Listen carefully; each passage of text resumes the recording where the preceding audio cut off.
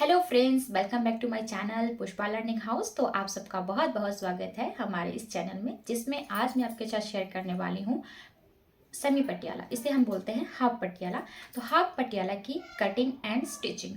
इस पटियाला सलवार की जो कटिंग है, हमने सिर्फ 2 मीटर में कटिंग की है। और हाँ, इसमें फुल 2 मीटर नहीं था, मतलब 4 इसकी जो सेंटीमीटर था कम था। फिर भी बहुत ही प्यारी सी ये सलवार बनकर तैयार है, जिसकी लेंथ है 38 इंच और इसकी कमर थी 37 इंचेस। ठीक है, तो उस हिसाब से हमने इसकी कटिंग एंड स्टिचिंग की है, जिसमें आपको कोई झंझट कोई प्रॉब्लम नहीं आई है।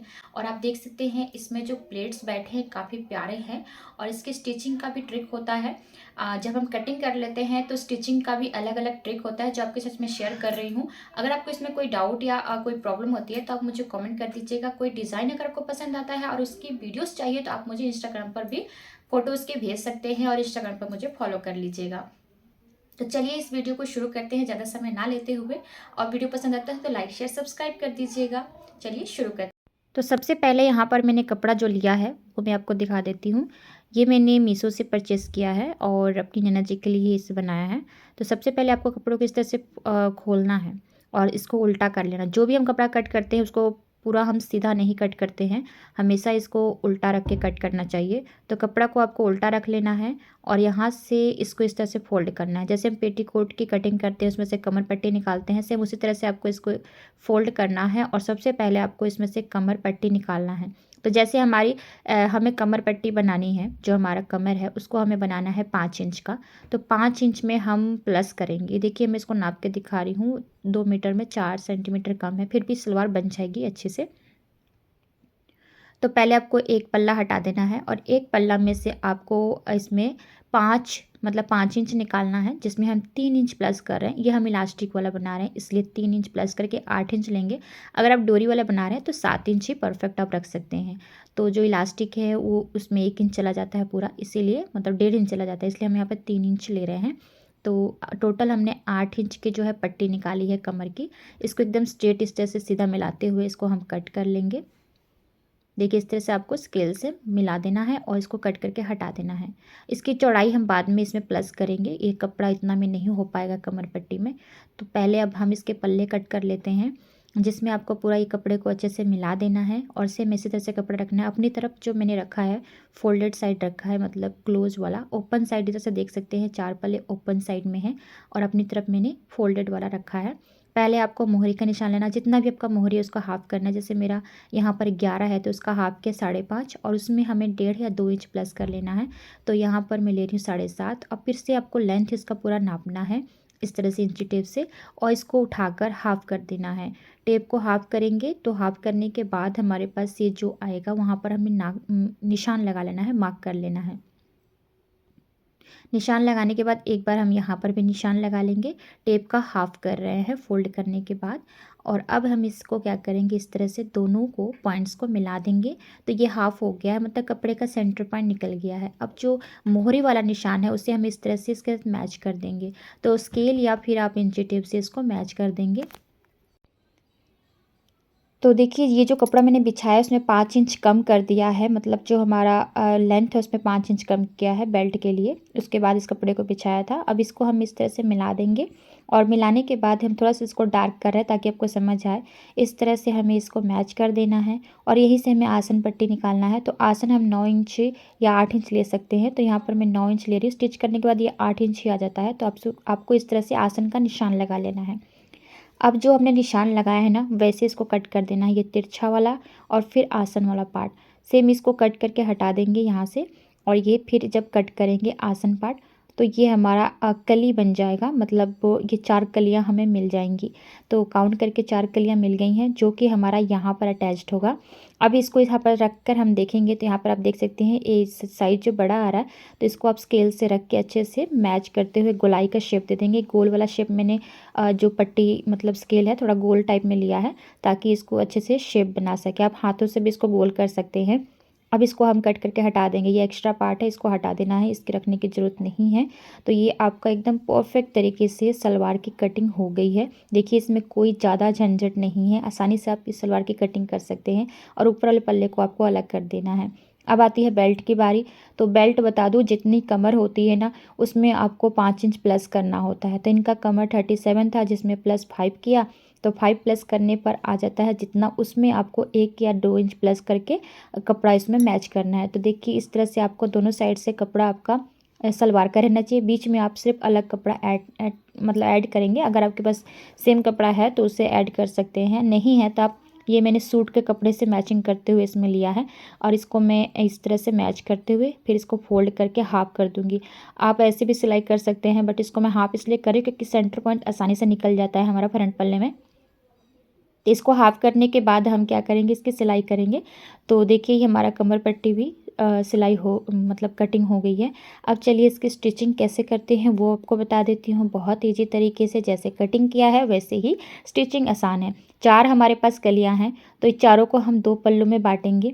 एक पल्ला मैंने लिया है, एक पल्ले में हम इसको पहले नीचे से, देखिए जो ज्वाइंट पल्ला है ना फोल्डेड, उसको आपको कट नहीं करना, सिर्फ ऊपर वाला हमने कट की थी। तो बस ये एक पल्ला है हमारे पास। एक पल्ले में पहले आपको नीचे एक कली और एक ऊपर कली, मतलब चारों कलियों को दोनों पल्लों में आपको अटैच कर देना है। तो इसे मैं सिल लेती हूँ मशीन पर और उसके बाद मैं आपको दिखाती हूँ। दोनों पल्लों में मैंने इसको स्टिच कर लिया है, देखिए ये वाला पार्ट, और फिर नीचे भी लगा दिया है। उसी तरह से हमारा दूसरा पल्ला भी तैयार है। अब दोनों पल्लों को हम एक दूसरे के साथ अटैच करेंगे, आसन के साथ आसन को मिलाते हुए। तो ये इस तरह से आपको ओपन करना है और सीधा पार्ट इस तरह से रखना है। फिर हम दूसरे पल्ले को भी सीधा पार्ट इस तरह से रख के दोनों ही आसन पट्टी को अटैच करेंगे, इधर साइड से भी और दोनों साइड से, मतलब दोनों आसन को, ये वाला फर्स्ट वाला और सेकंड वाला पार्ट भी हम इसी तरह से अटैच कर लेंगे। तो इतना आपको स्टिच कर लेना है। और वीडियो में अगर थोड़ा सा भी आपको प्रॉब्लम लगता है तो आप मुझे कमेंट जरूर कर दीजिएगा, या फिर इंस्टाग्राम पर भी आप मुझे मैसेज कर सकते हैं। तो सब उसके बाद आपको बेल्ट तैयार कर लेना है। बेल्ट में ये जो पट्टी हमने अटैच करना था वो अटैच कर लेना है, फिर इसको बीच से भी सिलाई कर लेना है। और सिलाई करने के बाद इसका सेंटर पॉइंट एक यहाँ पर हमारा है, दूसरा सेंटर पॉइंट हमारा यहाँ आएगा। तो ये पीछे के पार्ट में जाएगा और जो हमारा डिफरेंट कलर है वो आगे के पार्ट में सेंटर पॉइंट आएगा। फिर आपको इस तरह से मतलब खोल देना है और ये सेंटर पॉइंट दोनों मिलाते हुए अब 2 सेंटर पॉइंट और निकालने हैं। यहाँ से एक सेंटर पॉइंट और एक सेंटर पॉइंट आपको यहाँ से निकलेगा दूसरे साइड से। तो ये 4 सेंटर पॉइंट क्यों निकल रहे हैं, 4 मतलब एक फ्रंट, एक बैक और 2 किनारे पे जो लगेंगे। तो इससे कैसे करेंगे, हम अपना जो पल्ला लेंगे और देखिए पल्ला लेने के बाद करना क्या है, आपको बैक वाला पल्ला पहले बैक में इसको पट्टी को अटैच करना है। तो ये कोई भी बैक आप बना सकते हैं। तो इस तरह से आपको 2 प्लेट्स यहाँ पर लगा लेना है आसन पर, इससे एक बिरेट पिन से सिक्योर कर देना है। उसके बाद आपको लेना है अपना पल्ला। तो देखिए इसे कैसे अटैच करना है, आपको अपना जो बैक में जो सेंटर पॉइंट हमने कट किया था सबसे पहले, उस सेंटर पॉइंट को इससे प्लेट के ऊपर अच्छे से सेट कर देना है। फिर आपको इसके मैच करते हुए जाएंगे। तो फिर बाद में हमने 2 सेंटर पॉइंट निकाला था, इसीलिए क्योंकि बैक में जो पल्ला हमारा कहाँ तक अटैच होता है पट्टी में, इसीलिए सेंटर पॉइंट हमने 2 बाद में निकाले थे। तो आपको यहाँ पर बीटेड पिन इस तरह से लगा के सिक्योर कर लेना है। और जो हमने कट पॉइंट लगाया है वहाँ पर आप इस तरह से डॉट मतलब निशान लगा लीजिए, इससे आपको पता चलेगा कि यहीं तक सिलाई करनी है। तो मैं यहाँ पे एक निशान लगा ले रही हूँ। अब मुझे यहाँ पर एक सेंटर पॉइंट मैंने कट भी किया था और यहाँ पर निशान भी लगा दिया है कि यहीं तक सिलाई करनी है। फिर से आपको इस तरह से इसी सेंटर पॉइंट से जो हमारा पीछे वाला पल्ला है वहीं से आपको इसको मिलाते हुए दूसरे साइड पे निशान लगा लेना है। और जहाँ तक हमने यहाँ पर कट पॉइंट लगाया था, निशान लगाया था, वहीं तक आपको इसको सिलाई कर लेनी है। तो ये बैक में हमारी जो पट्टी है अटैच हो जाएगी और फ्रंट में जितने बचेंगे ना वो सारे प्लेट में जाएंगे। तो बैक में कोई प्लेट नहीं, सिर्फ पीछे के साइड में 2 प्लेट्स पड़ी थी, बाकी जितनी प्लेट्स होगी वो आगे पड़ेगी। तो ये देखिए हमने बैक में जहाँ तक हमने कट पॉइंट लगाया था सिलाई कर लिया है। अब इसको सेंटर वाला जो आसन इस तरह से रखते हुए हम जितनी भी जाएंगे ना सारी प्लेट्स पड़ेंगी। इस तरह से आपको प्लेट्स बनाने हैं, बहुत ईजी तरीके से प्लेट्स बनेंगी। आप चाहें तो बीटेड पिन का हेल्प ले सकते हैं इस तरह से एक एक प्लेट बनाते हुए सिक्योर करते हुए, या फिर आप ईजी तरीका है पहले इस प्लेट को इस तरह से सेट करिए। मैं आपको 2 तरीके बता रही हूँ। एक तो आप इस तरह से बीटेड पिन से सिक्योर कर सकते हैं, बट मुझे सबसे आसान क्या लगता है, मैं इसे इस तरह से पहले सेट करती हूँ। देखिए जहाँ तक ये कपड़ा एक्स्ट्रा जा रहा है उन सबको इस तरह से आपको सेट करते जाना है, सेट करते जाना है। और ये जब एकदम अच्छे से सेट हो जाएंगी यहाँ तक, ये देख सकते हैं सेट हो गई ना। तो जब यहाँ तक सेट हो जाएगी ना तो आप इसको नाप के देख लीजिए, पूरा परफेक्ट हो गया है। तो जब ये पूरा परफेक्ट हो जाएगा तब इसको बस आपको सुई धागा लेना है और इन सभी प्लेट्स को सिलाई कर देना है। ये मुझे आसान तरीका लगता है जो मैं आपको बता रही हूँ। आपको जो इजी लगेगा, पहले बिलेट पेन लगा लीजिए फिर सिलाई कर लीजिए, जो आसान लग रहा है आप कर सकते हैं। तो एक साइड हमने सिलाई करके प्लेट्स को सेट कर लिया है। अब दूसरे साइड हम सिलाई को करेंगे, तो सिलाई करिए फिर बिलेट पेन लगाइए। तो इसको हम थोड़ा गांठ लगा के सेट कर दे रहे हैं। अब दूसरे साइड के लिए क्या करेंगे, दूसरे साइड के लिए हम इसका जो फेस है मतलब प्लेट का, वो उसी की तरफ रखेंगे। देखिए दोनों ही प्लेट का फेस एक दूसरे की तरफ रहेगा और हमें ना प्लेट्स को काउंट कर लेना है कितने हैं, तो उतने ही प्लेट हमें दूसरे साइड भी बनानी है। इससे क्या होता है, हमारा जो प्लेट्स होता है सेम मतलब काउंटिंग में रहता है और एक जैसा भी बनता है। तो आपको क्या करना है, दोनों ही प्लेट्स एक दूसरे के मुंह की तरफ रहना चाहिए और ये बात याद रखना है और काउंट करके ही बनाना है। अब देखिए परफेक्ट तरीके से ये सेंटर पॉइंट मिलाते हुए हमारी सिलाई हो जाएगी और प्लेट बहुत ही प्यारे बनते हैं इस तरह से। आप ट्राई ज़रूर करिएगा। अगर आपको इसमें कोई भी डाउट होता है तो आप मुझे दूसरी वीडियो के लिए कमेंट कर सकते हैं। तो देखिए बस अब हम इसको चारों तरफ से सिलाई कर लेंगे। तो यहाँ से सिलाई कर लेने हैं और सिलाई करने के बाद बहुत ही इजी तरीके से इसको पलट कर हम इस पर एक चाप सिलाई भी दे देंगे। आप देख सकते हैं प्लेट कितना प्यारा लग रहा है। तो चलिए अब इस पे चाप सिलाई भी दे देते हैं। और चाप सिलाई देने के बाद हमारे पास अब ज़्यादा काम नहीं है, क्योंकि इसके बाद हमें इसकी मोहरी तैयार करनी है। तो मोहरी आपको पता ही होगा कैसे तैयार करते हैं। कोई भी आपको अपना एक पेस्टिंग पेपर लेना है, उसको इतना फोल्ड कर देना है इस कपड़े के साथ और सिलाई करके जो भी डिज़ाइन डालना डाल सकते हैं। अब हम इसके ऊपर इलास्टिक लगा रहे हैं, तो इलास्टिक के लिए पहले आपको इसको फोल्ड करना होगा। और इलास्टिक जितनी भी आपकी कमर होती है इसमें 3-4 इंच कम लेने हैं। तो हमारा कमर जितना था उसमें मैंने इसमें कम लिया है, जैसे 37 था तो उसमें हमने 4 इंच कम करके लिया है 33। और अब इस इलास्टिक को इस होल में थोड़ा सा मैंने यहाँ पे होल छोड़ दिया था, जिसके हिसाब से हम इसमें इलास्टिक को डालेंगे, जैसे हम डोरी डालते होते हैं वैसे ही। तो इस डोरी को हम इस मतलब इस इलास्टिक को आपको डोरी की तरह इसमें डालना है। और पूरा डालने के बाद हम क्या करेंगे, इसको इस तरह से दोनों ही इलास्टिक को अच्छे से ज्वाइंट कर लेंगे। उसके बाद इसको अच्छे से फैलाएंगे।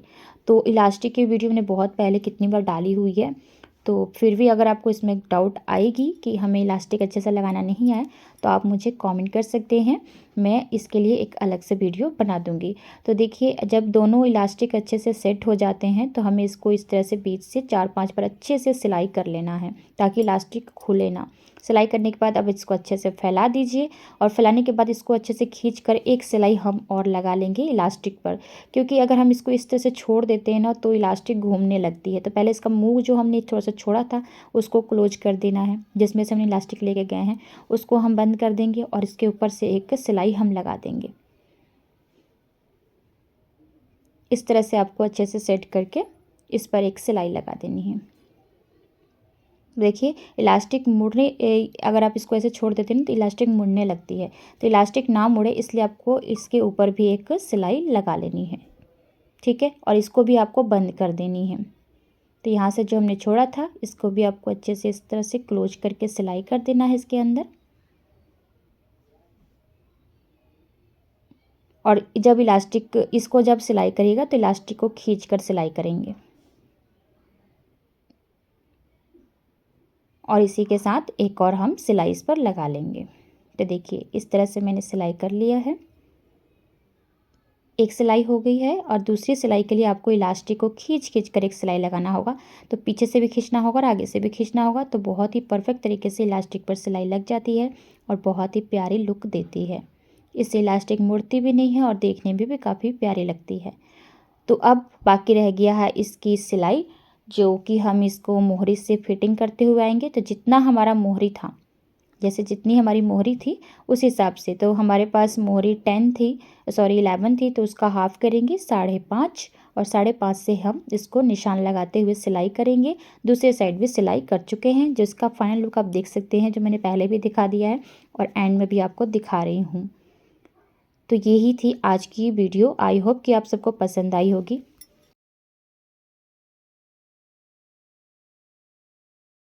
तो फ्रेंड्स, आपने देखा ये कितना आसान तरीका था इस पटियाला सलवार की कटिंग एंड स्टिचिंग का, जिसमें आपको कोई ज़्यादा डाउट नहीं आई होगी कि इस वीडियो को देखने के बाद मुझे लगता है कि आपको किसी वीडियो को देखने की ज़रूरत नहीं पड़ेगी।